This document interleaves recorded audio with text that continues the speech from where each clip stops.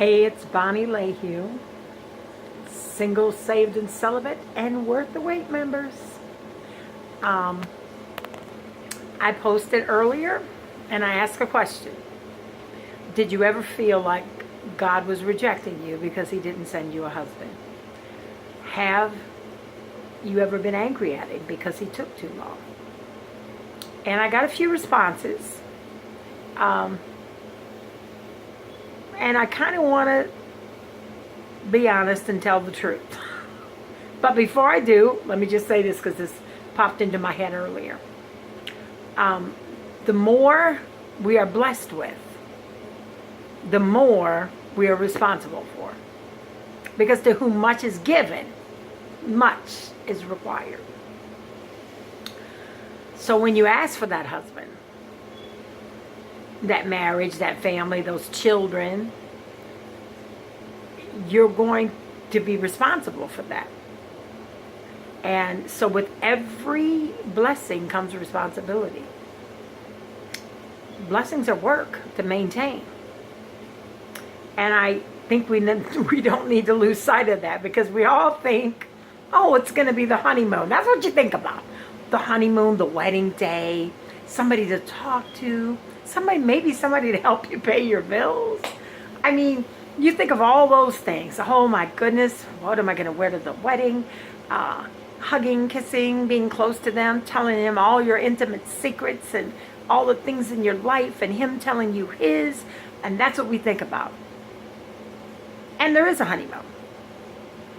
And there's a honeymoon period. But then the bills are due. And maybe the baby comes. Keeps you up all night. Got to deal with in-laws. Got to deal with his issues. He wakes up not smiling. He's grumpy in the morning. And you're a morning person. And we have to adjust. You got to deal with his family. He has to deal with yours. If you're a blended family, you have to deal with his children. And they may not like you. I mean, there's a responsibility for everything we ask God for. Everything. To whom much is given, much is required. Maybe I should end that right there. Because if I get into the other stuff, it's going to take too long. The video will be too long to post. So ponder that thought for a minute. If you ask God for something, He's going to make you take care of it. Are we ready for it? That is the question. Only God knows the answer. Because I thought I was ready at 20. But it's a wonderful Friday night. I have had the most stressful week at work. I mean, oh man, it was bad. I can't go into details, but believe me, I felt like not being very Christian, but I didn't. But it was bad. But today was kind of an easy day, and thank God it is Friday. So to all of you, I hope you have a wonderful weekend, a beautiful Friday night. And I hope you remember that whatever you pray for, when you get it, you got to take care of it. If God blesses you with a home, you got a mortgage to pay. You got grass to cut. You got to maintain the home, clean it. I mean, when you were renting, you didn't have to maintain the home. You could call if the furnace broke down. Or, you know, when you didn't have a car, you just called for a ride. You didn't have to pay for maintenance for the car. Everything we get, you ask for a job, then you got to show up there every day, and you have to work hard. So God blesses you, but then there's something that you have to do with that blessing, and that's the same thing with marriage. It's work.